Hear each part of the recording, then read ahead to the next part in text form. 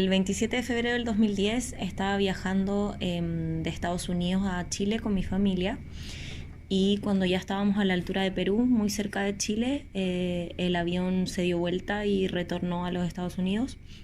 En ese momento no sabíamos por qué. Pasó un rato y avisaron por como los parlantes que había habido un terremoto en Chile y que teníamos que volver porque no se podía aterrizar y habían perdido el contacto con la torre de control. Después de unas horas llegué a Estados Unidos y pude saber realmente lo que había pasado, dónde había sido el epicentro y lo estaban mostrando en todos los canales, en todas las televisiones que estaban en el aeropuerto. El 27 de febrero de 2010 estaba en la región metropolitana, en la ciudad de Santiago. Tenía 13 años y a eso de las 3:30 de la mañana estaba con mis amigas en una pijamada y comenzó un temblor. Nosotros pensamos que iba a ser muy leve y fue subiendo la intensidad y no paraba. Duró aproximadamente 4 o 5 minutos. Tal fue su intensidad que nos tuvimos que resguardar como en un lugar seguro y no poder llegar a nuestras casas por el peligro de que nos pasara algo en la calle, que se pudiera caer alguna infraestructura o que pudieran entrar a saquear a los hogares si es que uno los dejaba. El día del terremoto yo estaba durmiendo en mi pieza, comparto pieza con mi hermano, y me tocó que desperté unos minutos antes de que empezara el terremoto, y me di cuenta que mi hermano también estaba despierto, y empezamos a hablar y de repente se pone a temblar, y le dije a mi hermano que se llama Ignacio, digo, Ignacio, está temblando, y esto no paraba, empezó a aumentar la intensidad, y le dije, Ignacio, está temblando muy fuerte. Y de repente empiezo a escuchar que algo venía chocando desde el pasillo y era mi papá que venía con mi hermano chico y nos dice esto es terremoto, quedémonos acá, como no se paren, no salgamos de la pieza. Y empezamos a escuchar cómo todo en la casa se empezaba a caer, se empezaba a romper, en, todo se movía. Yo no entendía bien porque era la primera vez que estaba en un terremoto. Y bueno, estuvo así hartos minutos y cuando terminó, seguía como la vibración de todo. Y después de eso nos fuimos a la pieza de mi papá, dormimos todos allá. Yo estaba en mi casa en Santiago, yo vivía en una zona que se llama Lo Barnechea, que es un poco a las afueras de Santiago. No hay tantas casas, no está tan urbanizada esa zona, son más casas con jardines grandes. Yo estaba en mi cama, en un segundo piso, en mi cuarto, porque fue en la noche. Y cuando empezó a temblar yo me desperté de inmediato y bajé las escaleras, pero en las escaleras había un vidrio muy muy grande, entonces sonaba horrible, sonaba como ta ta ta ta ta ta. Y ya bajé y me encontré a mis papás y a mi hermana en el jardín porque su cuarto estaba abajo, entonces ellos salieron más rápido, estaban en el jardín. Bajé yo y luego bajaron mis dos hermanos. Y ya eso fue mi experiencia en el terremoto. Mi perro ladraba mucho. Bueno, cuando llegamos al aeropuerto vimos en las noticias que el epicentro había sido cerca de Concepción, la mayoría de mi familia es de Santiago y pudimos comunicarnos vía mensaje. Toda mi familia estaba bien, un poco asustados, pero tranquilos. Pero lo que se veía en la televisión realmente era como el apocalipsis, casi el fin de Chile.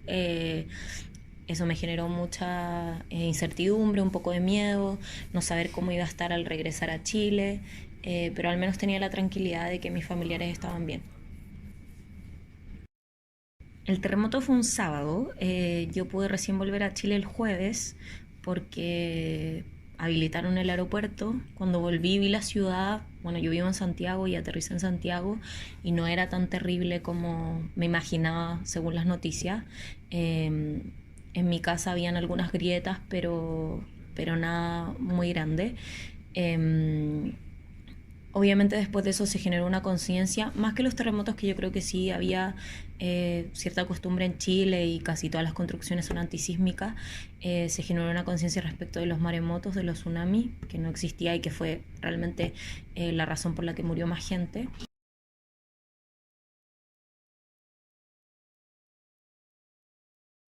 Pasar de los minutos, de las horas, había mucha incertidumbre por parte de la población, principalmente los niños, niñas y adolescentes, porque no teníamos contacto con redes sociales en esa época, todavía no era muy común tener internet móvil, entonces se transformó como único medio de comunicación la radio, porque se cortó la electricidad y el agua en la mayoría de los sectores en que fue el terremoto. Y a eso de yo recuerdo 6, 7 de la mañana, porque nadie durmió esa noche, recién se pudo saber cuál fue el epicentro y la gravedad del asunto.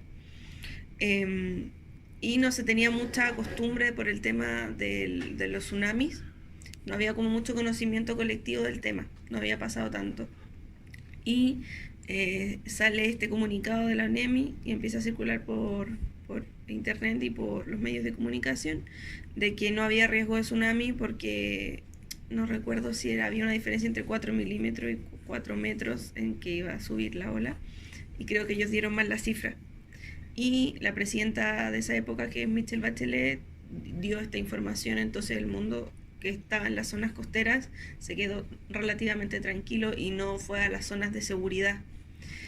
Pero en la mañana nos dimos cuenta que esa información no era verídica y que en realidad, por un error humano, que está horrible, de entregar mal la información, en realidad murieron cientos de personas en las zonas costeras al llegar olas gigantes que arrastraban todos los escombros de los terremotos, o sea, del terremoto. Entonces se mezcló esto, más la gente que estaba de vacaciones, porque en febrero en Chile estás de vacaciones. Por lo que recuerdo, hubo mucho problema en los días posteriores porque también muchas personas resultaron dañadas como con lesiones, también habían riñas en los supermercados por los temas de los saqueos, y recuerdo que no estaban funcionando mucho los hospitales y no tenían todos los insumos que se necesitaban en ese momento, sobre todo en Concepción y en Constitución, y Chato también, que fueron como una de las ciudades más afectadas. Se instalaron como albergues temporales, escuelas temporales, pero no cumplían como con estándares básicos, o la alimentación también bajó mucho la calidad, y la desigualdad se notó mucho más porque solamente hay gente que subieron los precios para comprar cosas básicas como harina, agua, y la gente que no tenía recursos le costaba mucho más poder acceder a eso.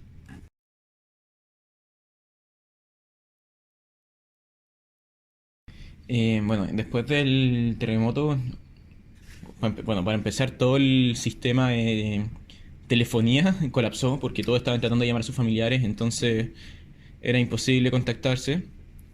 Entonces tuvimos que recurrir a radios porque la luz también estaba cortada. Y bueno, en mi experiencia personal, la mitad de mi familia es de Concepción y ocurrió que el epicentro fue en Concepción, entonces mi mamá tuvo que partir como pudo para allá, me dijo que las carreteras están cortadas, era muy difícil llegar hasta Concepción, de alguna forma se la ingenió, no sé cómo, y, y bueno, estuvo así sin agua y sin luz por 1 o 2 semanas en varios lugares. Algunos lugares se extendió más todavía, mucho más. Eh, y bueno, el día en que los días en que comenzó a volver la luz, uno empezaba a ver lo que estaban dando por la televisión, y los medios no es que hayan mentido, pero la forma, porque efectivamente decían lo que estaba pasando. En Chile hubo un terremoto, se cayeron edificios, hubo un tsunami, murió gente, pero la forma en que lo presentaban también generó mucha histeria colectiva. Yo tenía parientes o amigos que no estaban en ese momento en Chile y pensaban que Chile se había caído entero. Y uno veía en las noticias y cómo saqueaban lugares y uno pensaba que, uy, ¿qué va a pasar? Era un momento de incertidumbre bien incómodo.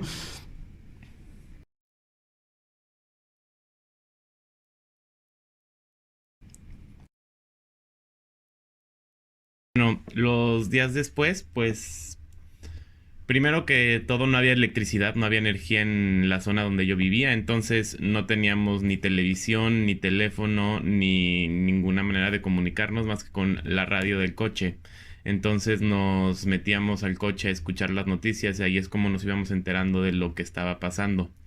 Duramos sin electricidad como 3 días y luego ya regresó, y en mi zona fue un poco más regresar a lo normal, solo que los centros comerciales pues estaban saqueados, no tenían mucha comida, entonces todo eso era un caos, eran filas y filas para comprar lo básico, si no es que ya lo habían robado. Y en mi área de daños habitacionales no hubo, pero sí hubo de centros comerciales, y la escuela a la que yo iba se cayó la biblioteca, entonces nos suspendieron clases como por 1 semana y media. Y durante todo eso, la verdad estábamos muy chiquitos y no salimos de la casa, entonces no pude pues apreciar bien lo que había pasado, la magnitud del terremoto en el centro de Santiago, pero eso ya lo veíamos más en la tele y lo escuchábamos en el radio.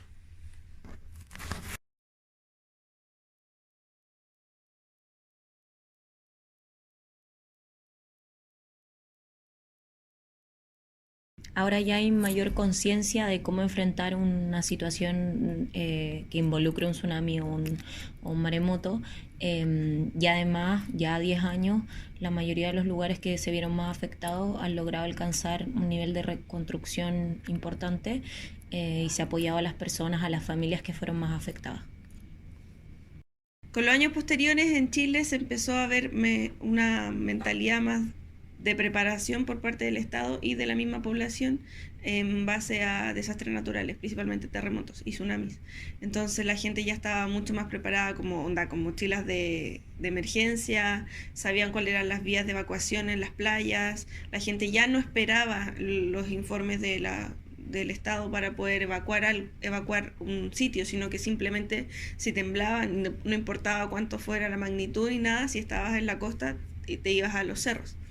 Ya había un temor colectivo, y yo creo que hasta el día de hoy está que si tiembla y estás en la playa o en algún lugar que pueda ser peligroso, va a la vía de evacuación por este miedo que quedó del 2010. Se empezó también a apreciar con el paso de los años una mayor concientización por parte de las autoridades y de la población. Y, por ejemplo, yo me acuerdo de estar en el colegio y en varios otros colegios en donde preparaban a los alumnos para que supieran salir en caso de que hubiera un terremoto, en los lugares de trabajo, gente que trabaja en edificios, en oficinas, también se los preparaba para eso. También por parte del Estado también, ante cualquier posibilidad, por ejemplo, de un desastre natural después de un terremoto, o sea, me refiero a un maremoto o algo por el estilo, avisaban de inmediato. Por ejemplo, el 2016 también hubo un terremoto en Chile, no fue de la misma magnitud, pero fue terremoto. Yo me acuerdo que estaba en Algarrobo en ese momento, que es una playa que queda en la quinta región, en Chile, y pocos minutos después del terremoto todos estaban recibiendo mensajes de que ocuparan las vías de evacuación porque habían posibilidades de terremoto, y bueno, la gente tenía que resguardarse.